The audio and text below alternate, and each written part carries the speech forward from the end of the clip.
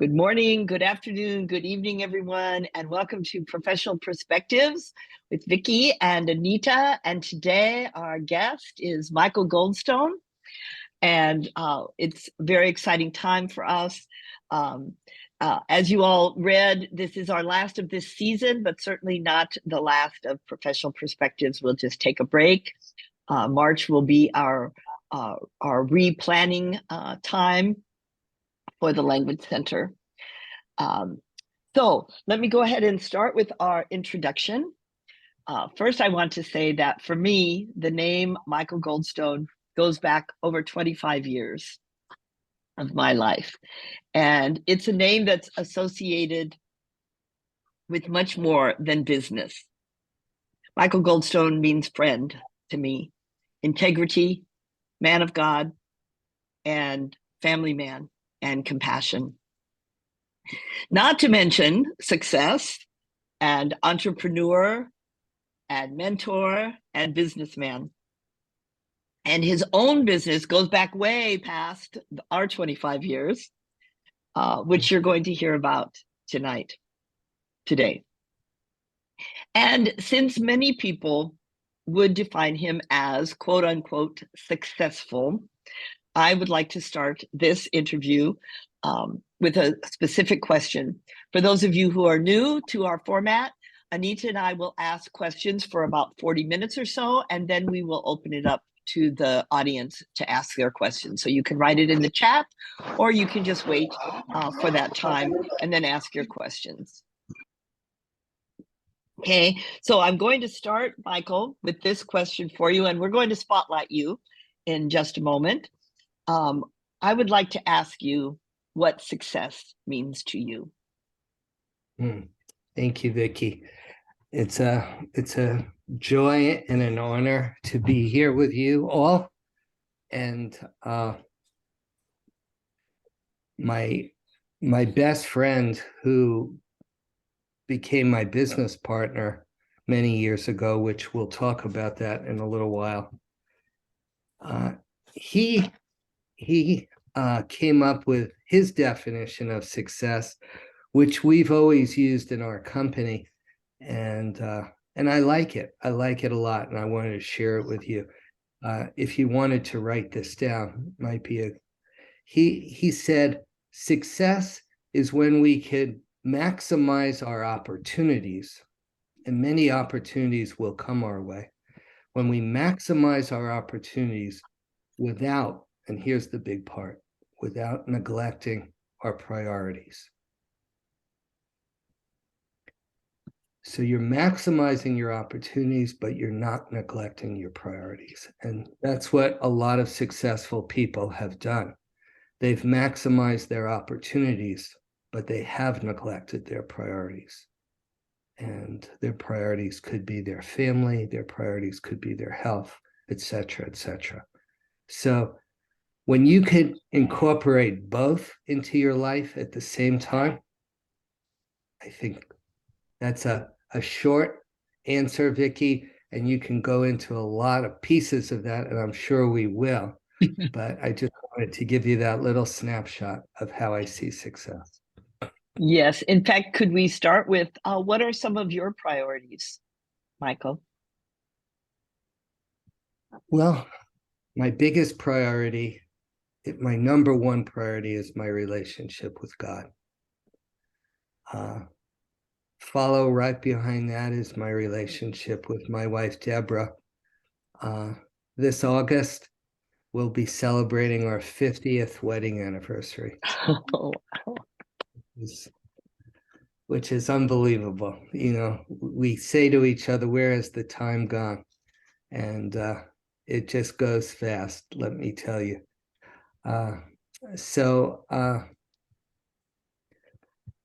Anyway, my children are priorities. My grandchildren are priorities.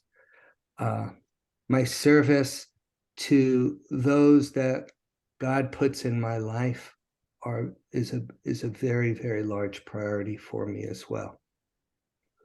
And then being responsible, taking care of the obligations and responsibilities that are before me are a priority as well. And then, then there's the priorities of just self-care, eating right, exercising. And it's okay to even have some recreation and have fun too. I don't want to sound so spiritual that I like having fun as much as anyone else. It's a gift.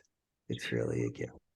It seems to me that you were. I'm going to go way back now because I really want people to hear a little bit of the history of your business, and it seems to me that you actually started out having fun when you so because it goes back to something that you and my husband have in common, and that is what some people may or may not in India know about, and that is the hippie days. So would you be so kind as to share with us a little bit about the history of your business? Yes. So, so as Vicky said, when I was in college, when I was about 20 years old, I was searching. I was really searching to try to understand what's the meaning of life. And to tell you the truth, I was a little depressed, and I was smoking marijuana to try to help me with some of my depression, and also to try to help me understand the right path for my life.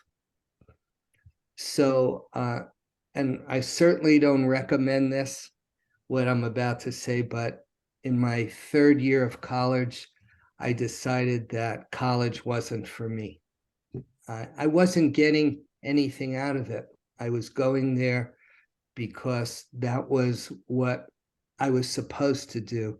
But I spoke to my father and I said, Dad, I'm just not getting anything out of this. So he said, that's all right. You got to work and make a living. I said, I understand. So I dropped out of college with my best friend. And yeah, you wouldn't believe it, but I had long hair and a big beard. Actually, I could send you a picture after the fact, Vicky, and you could, I think you guys would get a kick out of that, seeing what I looked like when I was 20 years old.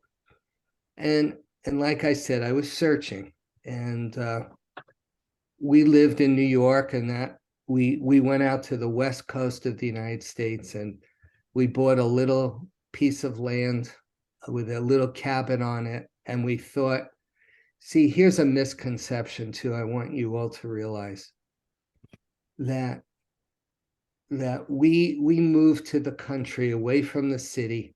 We had a little cabin with a creek, like some water on it. And it was beautiful. I thought that by moving from the city to the country and having this new environment, that was going to change my life, only to realize that changing your external environment will never do anything for your internal. It's a misconception. And when I moved out there, I was just as depressed as I was when I lived in the city. That didn't do anything for me. So yeah, but do you want me to keep going, Vicky, to what happened next? We want to hear about how the business started for sure. All right. Well, I'm going to just share a few little things, and then I'll get into the business in a second. But so something amazing happened when I was out there in my lowest time. I met this girl, and I really liked her, and we had a lot in common, and I was able to talk to her about anything. And we talked for hours and hours and hours. I talked to her about my fears, my dreams, how I saw God. She shared with me. When you meet someone and you could just talk with them for hours and hours, it's an amazing gift. Anyway, to make a long story short, I think after a little bit of time, I was falling in love with her. And I knew that I didn't meet her She was also from New York, but she was out on the West Coast too. And my friend and I were hitchhiking down to Mexico. We went into San Francisco. It's a great story how we met. But I knew it wasn't luck. I knew it wasn't coincidence. I knew in my heart that God really arranged this for us to meet at this time of my life, in my lowest point. So after I left her and I came back home, someone had given me a book to read. It was the Bible, and I started to read it. And over a period of maybe 3-4 weeks, something shifted in my heart, especially in my relationship with God. And that really changed me dramatically. That was a real turning point in my life. So I'd say the 3 turning points in my life were meeting my Deborah, who is my wife now, and having this new relationship with God. And then that friend of mine who went out with me, we both dropped out of college. He's the one. I always wanted to have a business with my best friend. So that was the 3rd turning point, was starting a business. His name is Ron. And Ron and I started this business in 1983. So we just celebrated 40 years of being in business. That's another celebration. Wow. Yes. So did you want me to share how that started, Vicki? How the business started? It seems to me, if my memory serves me correctly, it was something about selling light bulbs. That's correct. Door to door or something. So yeah, that would be, things about that idea of things starting small, maybe. Okay. Yeah. So as I was looking over some of the questions, I think what I'm about to say will incorporate many of those questions. So when I was in Oregon, and now we got married, that changes a lot. Now I have to grow up. Now I have to be responsible not only for myself, but for my wife. And her mother and father were counting on me to take care of her. So at the age of 22, when I got married, I now have these new responsibilities. So we were out on the West Coast, like I said, and my wife just gave birth to our daughter. Her name is Shauna. And so my parents wanted us to move back to New York, where Vicki and Ralph are now. That's where we grew up. So I said, what would I do? Because dropping out of college, I didn't have a trade.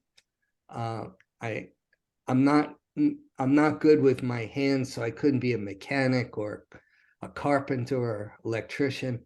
So I said, what would I do? So my dad had met someone that owned a very small lighting business. When I say lighting, I'm talking about selling lighting products to commercial accounts, to offices, to retail stores, not to homes. I didn't go home to home to sell 3 light bulbs. We were focusing on hotels and hospitals. And so he owned this little light. I said, okay, I don't know why I thought this, but I thought maybe I would, work inside doing, managing his office or something like that.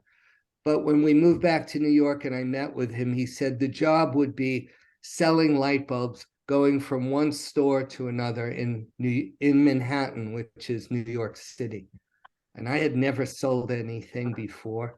And I said, that's what the job will be? And he goes, yep. And it wasn't even paying me a salary. It was straight commission. In other words, I only got paid what I sold, and I never sold anything before. I'm more of an introvert not an extrovert. You understand the difference between the two? Yeah. I love people, but I'm not like this party person. And so selling was a little bit of a stretch for me. But I did it because I needed to do it. And he did give me a drawer of $150. And but if I didn't make that in commissions, I owed him the money.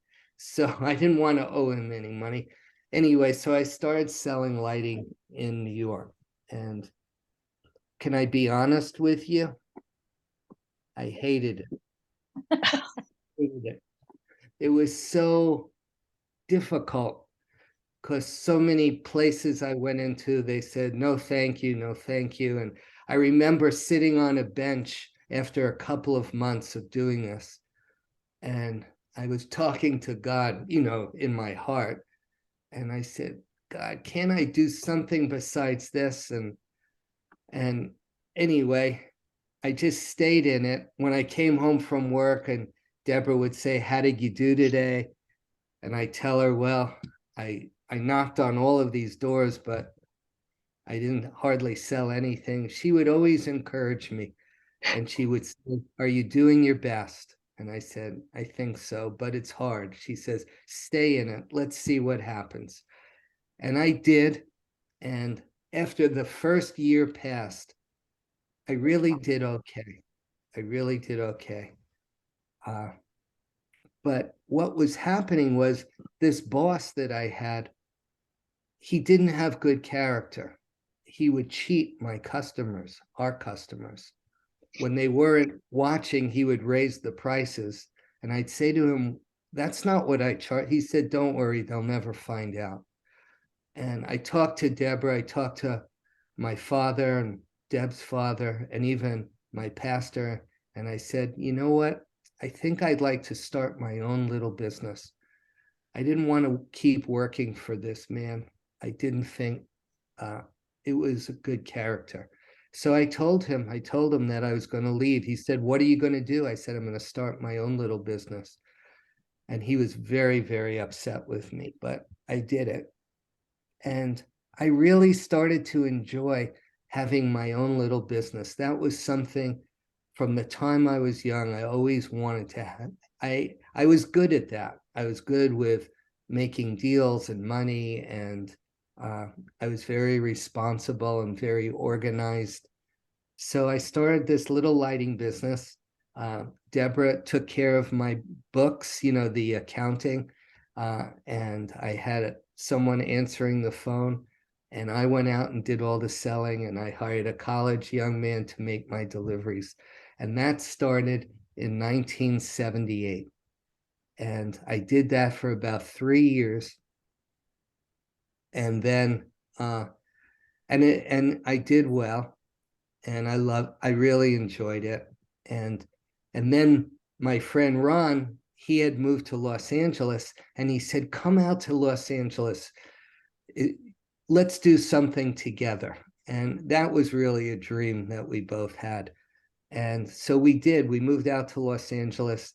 And in 1983, we started our company. It's called Regency Lighting. We started with just a little seed of money. We didn't have much money at all. We couldn't even afford to buy a delivery truck.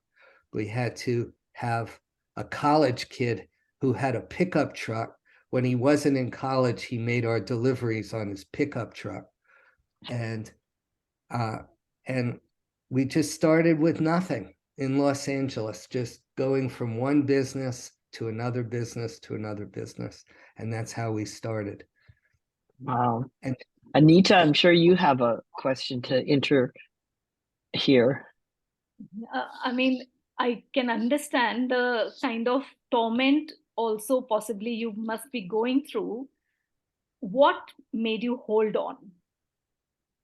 Well, first of all, like I said, I had responsibility now, not just my, back when I was in college and I dropped out of college, if I wanted to live on a piece of bread and a piece of cheese, I could do that. But now I had a wife and I had a daughter and I had responsibilities, and I felt I needed to do what I needed to do. And this was the only job that presented itself to me. And it's not like I had a choice of 10 jobs. So I had to take this opportunity and maximize it. I had to. So even though I was discouraged many, many days, I stayed in it. I persevered. I stayed in it. And so it wasn't really a passion that led you. It was, no, that's so different than we often hear. Yeah. Yeah. I mean, it's an amazing thing when you have the opportunity to be passionate about something and then pursue it. But there's a lot of people in this world that don't have that opportunity, that have to do what they have to do. But it turned out, God turned it around, because incorporated in this selling or starting my business were two gifts that God had given me. One was the gift of, I enjoyed business. I really did. And in business, you have to be very organized. You have to be very detailed. And I loved that too. And the other thing is, I love relationships. I love forming relationships. And I'd like to share something with you, if I may, about relationships, because I think relationships is the key to everything. Now, that's a pretty big statement that I just said, but let me explain to you what I mean. You all have taken simple math, right? Do you understand what fractions are in math? So fractions would be like 1/2. So 6/12 is the same thing as 1/2. You just reduce it. They call it the lowest common denominator. So 12/24 is still 1/2. You understand? 50/100 is still 1/2. And I'd like to reduce everything down to its lowest common denominator. And I think it starts with a simple relationship. In other words, yes, I have my relationship with God, but my most simple relationship is my relationship with Deborah. All of the ingredients that go into my relationship with Deborah, kindness, to serve her, to be a good listener, to be available, all of these things, having patience, are the same ingredients that go into starting a business. Wow. Because relationship is relationship is relationship. So God was teaching me in my marriage things that would have tremendous impact as I run a business. What do I mean by that? My employees. Remember I said God took that little seed? We started with nothing. Before the pandemic, we had 300 employees. He took the seed and he grew it. 300 people work for us. It wasn't always like that. It started with just me and my partner and maybe one other. But the relationship that I had with Ron, my partner, the relationship that I had with my employees, same thing as me and Deborah. I wanted my employees to always know that I respect them, that when they had something to say, it was very important to me. When we talked, it wasn't just me doing the talking. I wanted to listen to them. If they disagreed with me, I wanted to understand why. I wanted them to feel that they were very important to me, no matter who they were, whether they were our best sales rep or whether it was someone who worked in our warehouse. I wanted them all to feel very, very valuable. The same thing applied with our customers. I wanted to start a business where we would give the best customer service of any other lighting company. And the lighting business has a reputation of not giving good customer service. I wanted to be the best at that. I don't care if we make less money.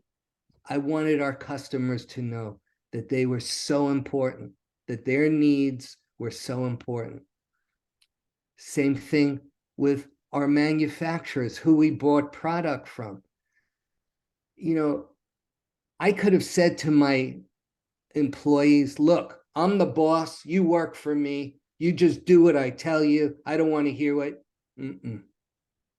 I wanted them to know that this is how we do life together. I wanted our customers, I wanted the people we were purchasing product for me. Do you understand what I mean by relationship is relationship is relationship? It starts that way and it spreads. And that's the key. That's one of the keys to success. And there are many companies that have great products, but they treat their employees terribly. They make a lot of money, but I don't think they're being successful in many ways, even though they make a lot of money. And so I just wanted to share that little.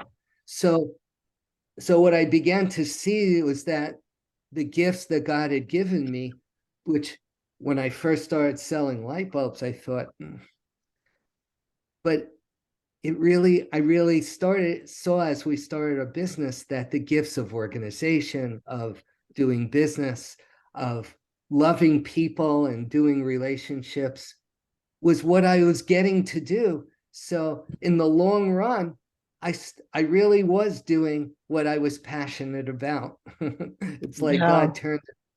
So I just wanted to share that with you. No, I once heard somebody say that at the bottom of every conflict, every war, it was a relationship thing. So that idea of relationship really is really important. Anita? Yes, thank you. The question that comes to me is that when I think relationships, as you say, it is the most important thing.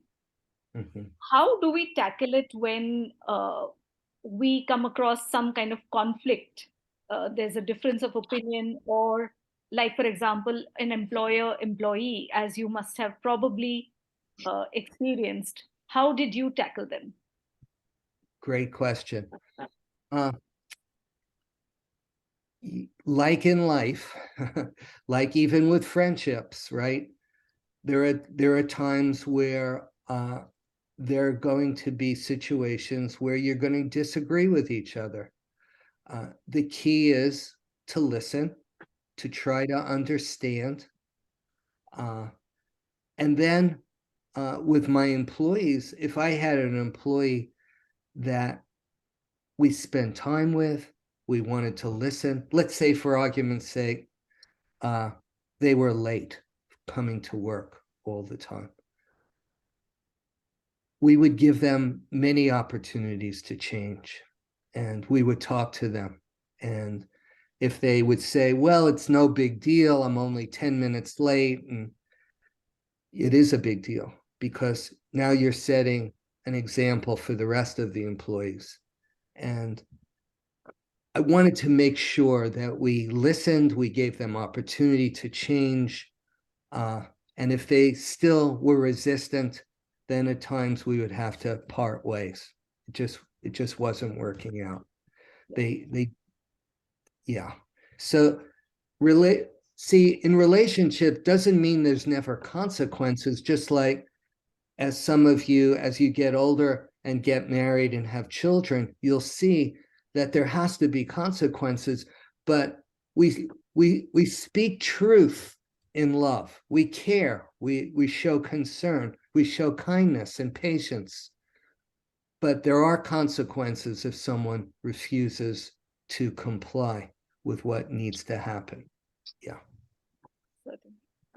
Would you say that there was a constant growth in your business from 1983 until today? Or were there some turning points that where there was some major changes that you want to share with us? Yeah. Well, we're very, very, very fortunate because our business grew very quickly because of the service that we were giving. Our customers were not used to that service. So, and people started to hear about our company and they applied for jobs as sales reps. We started with just me doing the selling and one other person. And then it started to grow. And at one point we had 55 sales reps selling for us. And sales reps were selling for us all over the country. And so to answer your question, Vicky, we were very, very fortunate that we grew from 1 to 2 to 4 to 6 selling. And so our business grew all along those years until the pandemic. When the pandemic hit, it really, really affected our business a lot. Our business went down 40%. 40%. We had to let go of the 300 employees. We had to let go of 140 employees. Because what was happening in the pandemic was the places that we are selling the most to, hotels, they were closed. Restaurants, they were closed. Retail chains, like in malls, they were closed. Office buildings where people would go to work, now they're working remotely, like we're doing on Zoom. No one was buying any lighting products for almost a year and a half. And because we had such a high payroll, because we had so many employees, if we didn't do something quick, we could have lost $100,000 every month. Oh my God. Every month we would have lost $100,000. We had to do so. Until the pandemic, Vicky, our business was growing little by little each year. But we had to completely refocus and change so many things since the pandemic hit in 2020. So there's nothing you could do. You just got to do your best. And those employees that we gave them money, we call it severance here in America. We wanted to, and we felt terrible. And, we had to rate our employees, the ones that were A+, then A, then B+, then B. So the ones that were the lowest rating, those are the ones we had to part ways with. And it was very, very, very difficult. Wow. Are you still recovering, or have you recovered? We're still recovering because we've reduced our overhead. We're able to make money with less sales. But yes, we are still in a process of recovering. And as things have opened up again, that's helped us. But it's not like it used to be. Office buildings, if you go to an office building, it's like 30 or 40% of people working. So if people aren't working in offices, they don't need as much lighting, right? And retail chains that had 300 locations are now 150 locations. So they have less lighting too.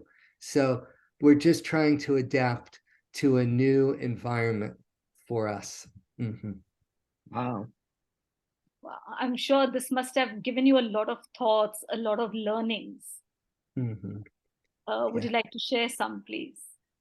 Are you talking about through the pandemic or? And before?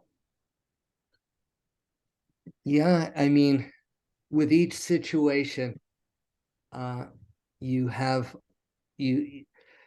I'll give you an example of a situation, a real life business situation.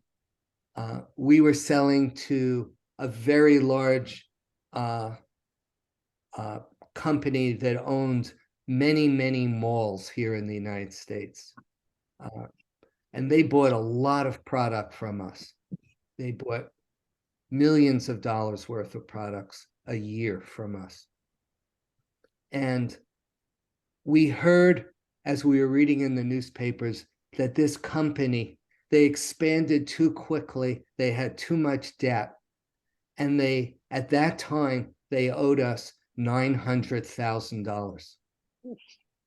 And the papers were saying that soon they were going to go, here in America, it's called Chapter 11, which means they were not going to go out of business, but they were going to reorganize their business.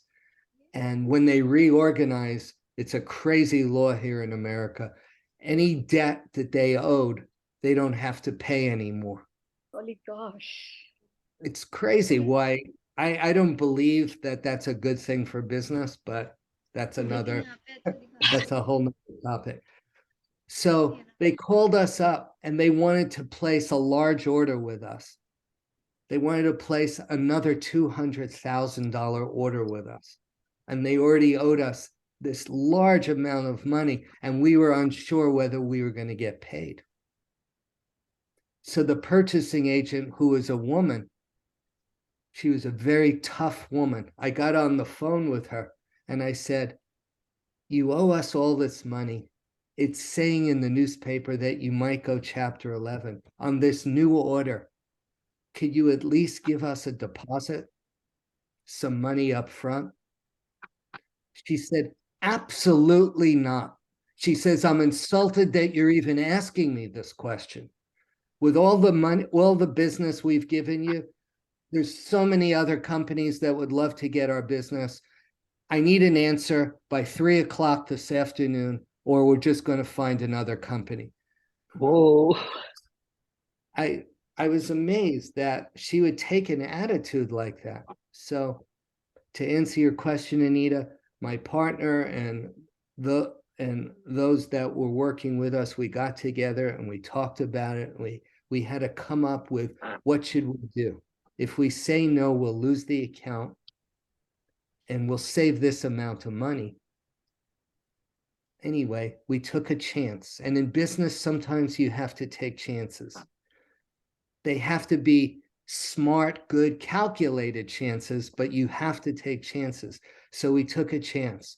I called her back and I said, okay, we'll sell you this new, and hoping that we'll get paid before they went Chapter 11.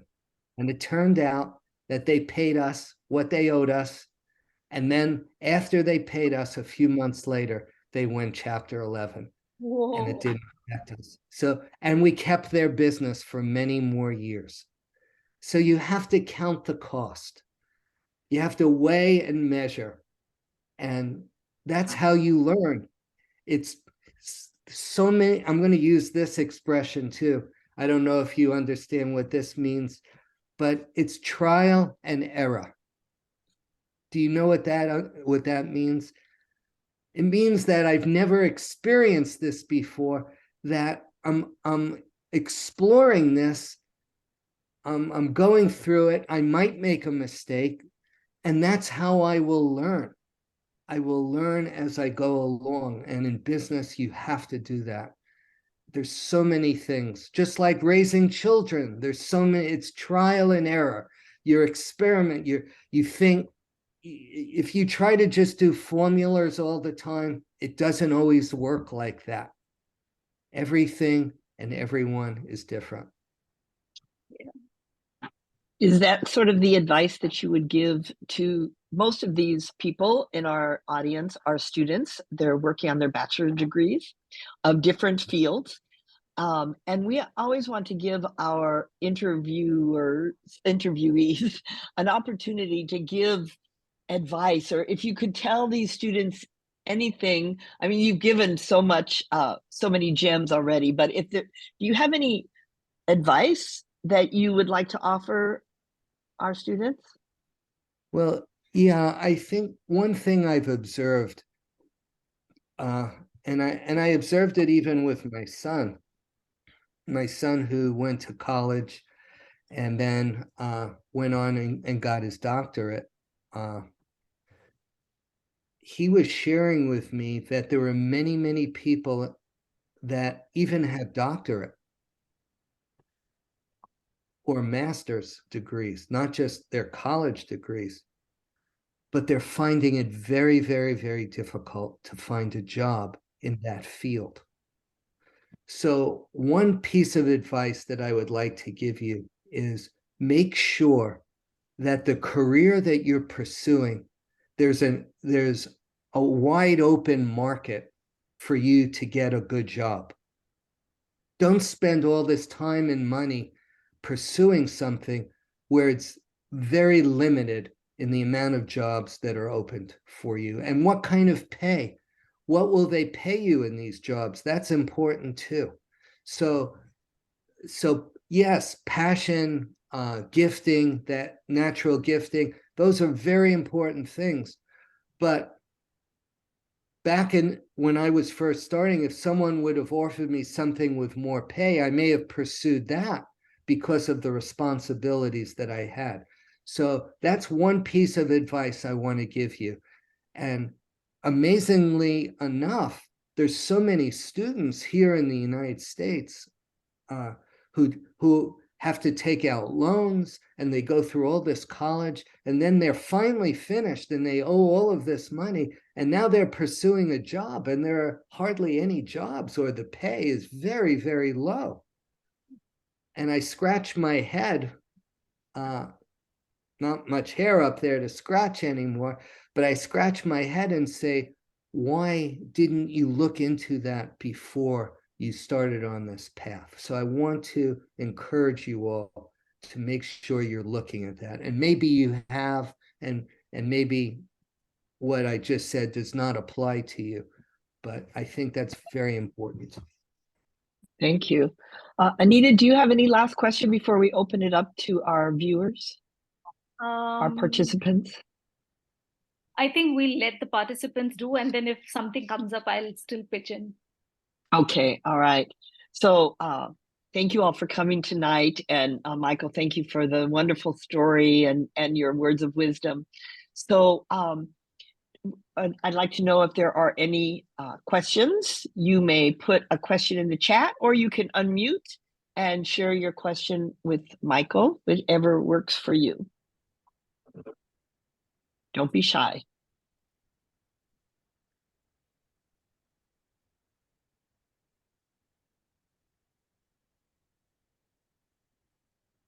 Vicki, Go ahead and yes, while they're thinking, I wanted to share one more thing, one more Oh, good. Well, but I would love any questions that you would want to ask me. But I want to share a situation. You know, we talked about relationships and all of that, but I want to share one of my biggest accounts in New York. This was before I moved to Los Angeles and started the business with my friend, which is the business we have now. But this was when I was doing it in New York by myself. One of my biggest accounts was a hotel in Manhattan. And so once a month, I would go down to the basement of the hotel, and they call it the chief engineer. He's the one responsible for taking care of the lighting for the whole hotel, and he buys the product. And many, many companies are calling on him to try to get his business. But for some reason, he liked me, and back to relationship again. Our price was the same, but he liked me. Well, it was Christmas time. This was many years ago. And he said to me, he said, Michael, he said, I have a favor for you. I said, sure, what could I do? he said, for my house where I live, I need some Christmas lights for around our house. And I thought to myself, sure, I could do that. So that would be a gift I would give him. I thought he needs a box of Christmas lights. Maybe it would cost me $25. So I said, sure, I could get. He says, no, let me tell you, I have a lot of property there, and I need about 30 or 40 boxes of Christmas lights. Now we're talking about like $800 worth of Christmas lights. And he said, but here's what I want you to do. I want you to write up an order and bill it to the hotel. Because he didn't want me to pay for it. He wanted the hotel to pay for it. But write it up that you're getting me different lights for the hotel. Don't write it up as Christmas lights. So he wanted me to lie. He wanted me to, he said, I get all the paperwork. The hotel would never find out. And you would get paid. I would get the Christmas lights. And so, and there was about 6 other guys sitting around him, you know, smoking cigarette, drinking beer. These were his helpers. It was a big hotel. And they were all listening. And I said to him, let me think about it. Could I get back to you? And he said, sure. He says, but I need this right away. So he said, I said, okay, I'll get back to you. So I walked up the stairs out of the hotel. It was winter time in New York. It was snowing. And I heard in my heart, I heard God say to me, why did you say to him you would think about it and let him know? Why didn't you just tell him you can't do that? I felt so ashamed of myself. I knew I couldn't do that. I knew I couldn't lie. It was my biggest account. I was afraid that if I said no, that I would lose his business. I knew he had 10 other companies that would love to do this for him, and they wouldn't care about doing what he asked. And I came home and I told my wife, Deborah, and she said, she's so real with me. She said, why did you say that? I said, I know, babe, I know. And anyway, I knew what I had to do. I hardly slept that night. And I knew that if I lost the account, I lost the account. Next morning, I went down there. I was glad he was the only one in the office. There was no one else around. And I said to him, John, I said, I gave it some thought, and I just can't do that. It wouldn't be right. I'm so sorry. And he said, don't worry about it. And he gave me a large order for light bulbs for the hotel. And I thanked him. And I walked up the stairs out into the snow, and I just started to cry. Because I could have lost the account. But God, I learned something that day, that I wasn't going to sacrifice my integrity either to make more money. And that's another thing that I strongly encourage you all, is walk in honesty and in truth and integrity. And I wanted to share that story with you because that was a real life-changing thing for me. I could have lost that account, and that account was a big part of our business. But sometimes there's some things that are more important than just gaining or losing an account. And I wanted to share that story with you too. Did you give him any complimentary light bulbs with that big order? I didn't have to. He didn't even ask me anymore. Wow. Wow. I was totally overwhelmed that God was just good to me. I could have lost it so easily. So easily. All right, Back we to have two que- questions. Yeah, we have two questions in the chat. The first is Manish would like to know if there's any degree that you think is important for becoming an entrepreneur. We know that you dropped out of college, but you said you wouldn't advise that. So, Well, if you want to start business, I would suggest that you would get a business degree.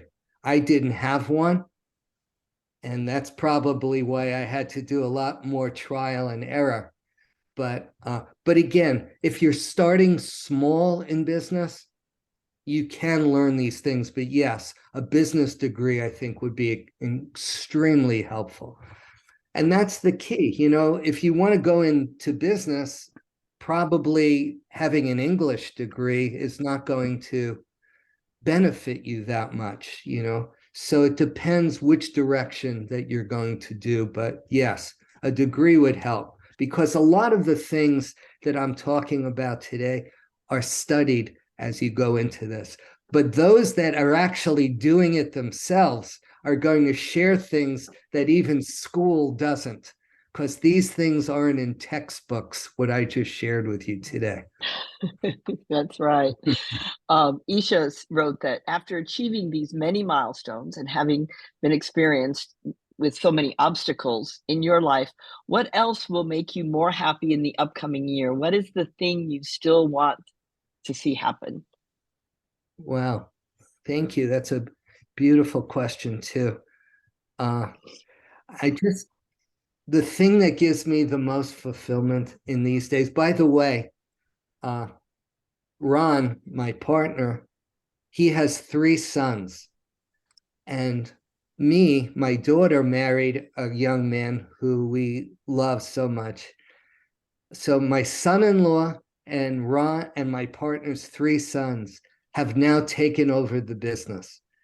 Ron and I no longer work we've retired, and we've passed the baton, like when you're running in the Olympics, you pass the baton. We've passed the baton to our children. I mean, children, they're not so young. My son-in-law is 50 years old. So, and they've been doing the business for 28 years. So it's not like we just passed it to 16-year-olds and say, here, you take the business.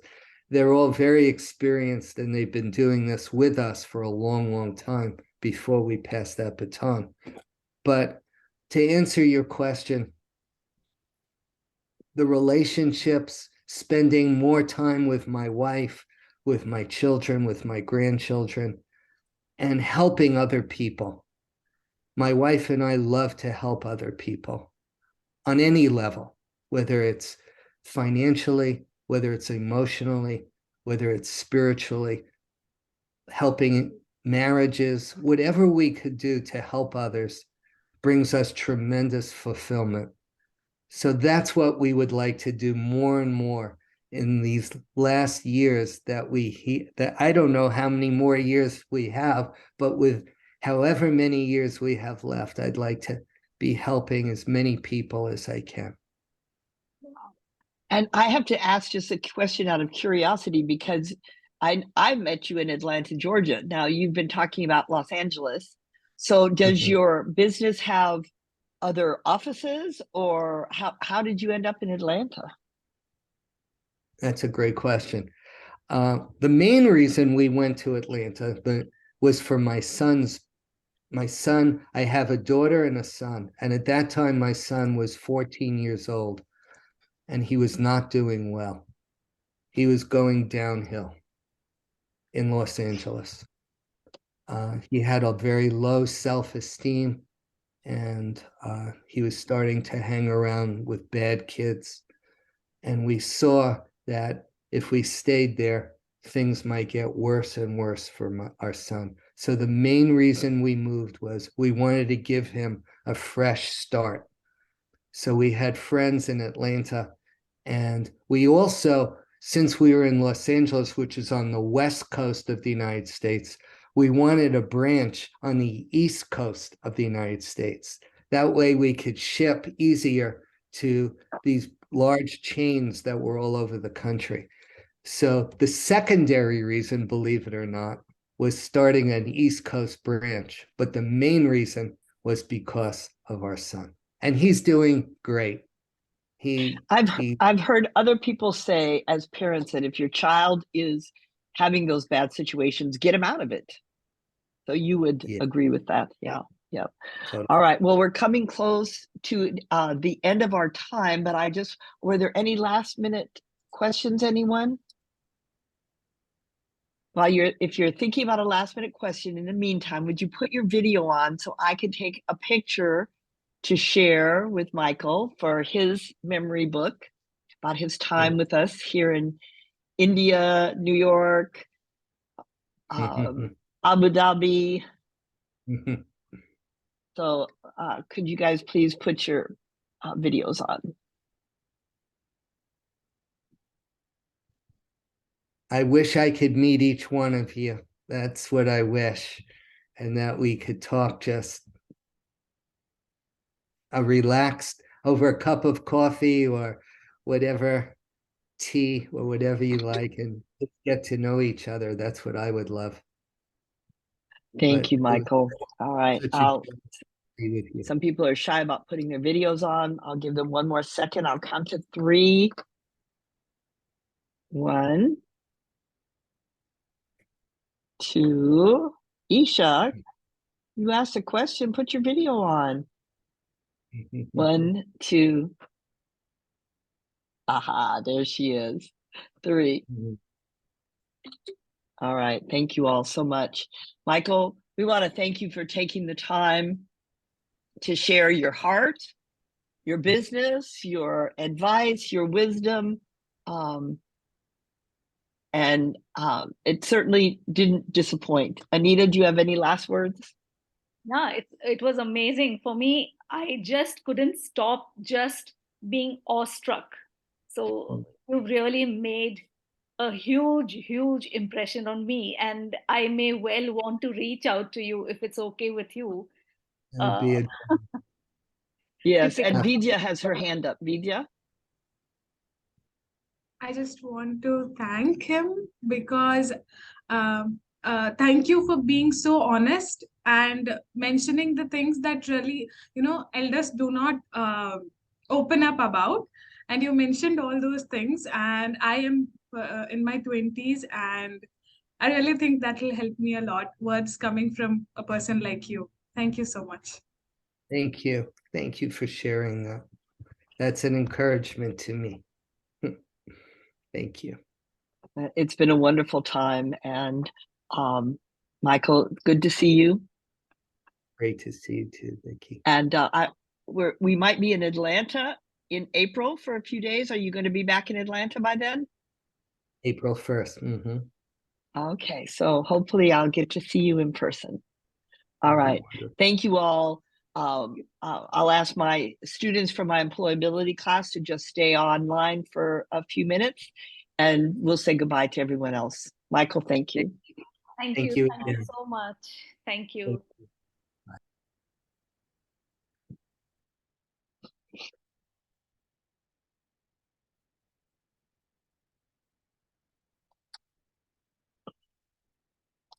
Let's see. Oh, okay. I think that everyone that is here are students. So that was a very, oh, hold on a second.